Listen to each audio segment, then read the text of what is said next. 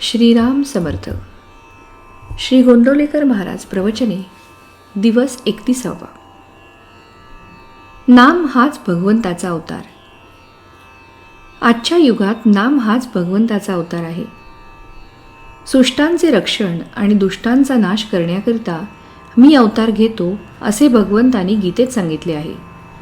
त्यावरून असे ठरते की सुष्ट आणि दुष्ट या दोघांचेही अस्तित्व असून त्यात दुष्टांकडून सुष्टांना त्रास होण्यातच भगवंताच्या अवताराची उत्पत्ती आहे. आजकाल पाहू गेले तर असे दिसते की सुष्टांचे अस्तित्वच जवळजवळ दुर्मिळ झाले आहे. म्हणजे ज्यांचा छळ झाला असता भगवंताने अवतार घ्यावा ते सुष्टच नामशेष झाले आहेत. मग अवतार तरी कुणासाठी कसा व्हावा याचा अर्थ अवतार होणारच नाही असे नाही. पण वस्तुस्थिती काय आहे ते आपल्याला यावरून समजेल. आजची परिस्थिती आणि पूर्वीच्या काळची परिस्थिती यात फरक आहे. पूर्वी सद्भावना जिवंत होती, पण ती उघडपणे कृतीत आणणे कठीण होते.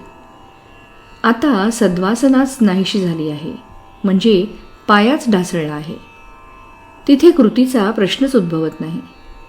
पूर्वी सद्वासना सूक्ष्मपणे का होईना जिवंत होती, पण स्थूल प्रकट कृती दुर्घट झाली होती. त्यावेळी भगवंताला स्थूलात येऊन कार्य करणेच जरूर होते. आणि अशा वेळी अवतार घेऊन म्हणजे सगुण रूप धारण करून भगवंताने कार्य केलेही. आताचा प्रश्न दुर्वासना जाऊन सद्वासना कशी उत्पन्न होईल हा आहे. म्हणजेच कार्य सूक्ष्मातले आहे.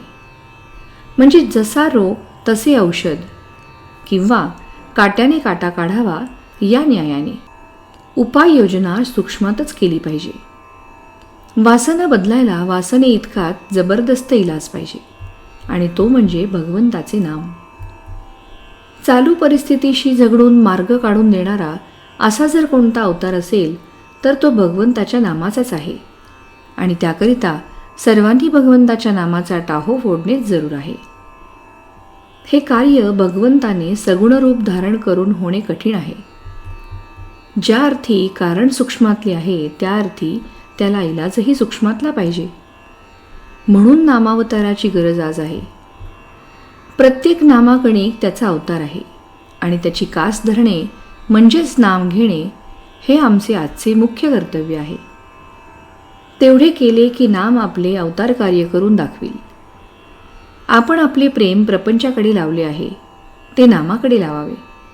म्हणजे नामस्मरणात फार आनंद येईल. मनाला नामाची चटक लागली आणि नामाच्या प्रेमातच मन रंगून गेले म्हणजे जन्म सफल झाला. तात्पर्य, नामाने कलीची सत्ता नाहीशी होते, म्हणून नामधारकाला कलीची बाधा नाही. श्रीराम समर्थ.